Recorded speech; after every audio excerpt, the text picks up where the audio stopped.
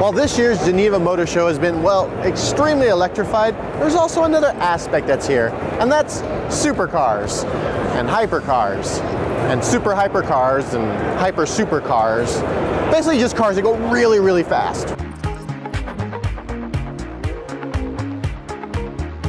Right before the auto show, Ferrari introduced the F8 Tributo, a mid-engine supercar with a 3.9-liter V8 that has 710 horsepower and 568 foot-pounds of torque. Now that's a lot of torque for a car this size, and it's going to set you back $276,000. So start saving up your pennies now. At the show, Lamborghini unveiled the Huracan EV Spider.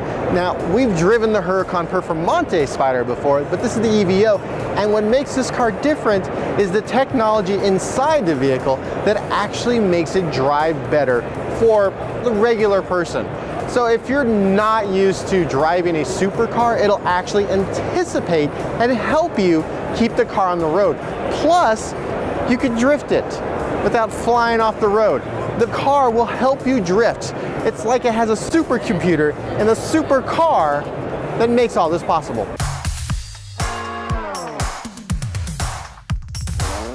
If you're looking for a lot of horsepower, I mean a lot of horsepower, look no further than the electric Pininfarina Battista.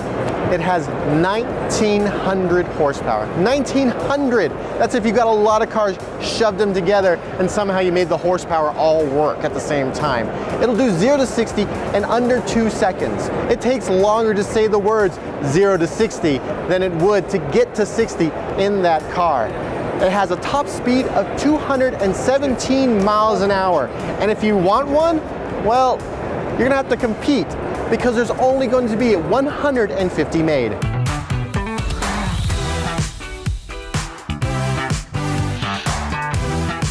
If you're interested in a hypercar that's a bit different, the Koenigsegg Gocycle is the vehicle for you. It has 1,600 horsepower, and they're promising it'll go up to 300 miles an hour. 300 miles an hour, that's crazy. Also, it looks insane. It looks like they just shoved the carbon fiber on top of it and that's it, which gives it an intriguing look, but also makes it kind of difficult to take photos of.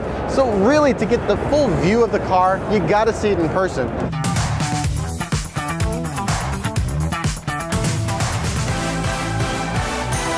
But really, the prettiest, the most beautiful car here was the Aston Martin 003.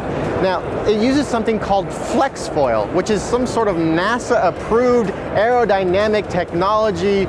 Who cares? It's gonna go crazy fast. There'll only be 500 of them made, and for some reason, you have to use your smartphone in it. Of course, the one thing that binds all these vehicles together is their insane price tag that goes along with their insane horsepower and torque. Supercars are great for looking at the technological advances in powertrain and drivetrain, but in reality, we can't afford them. I can't afford them. You probably can't either, but they do make for great posters.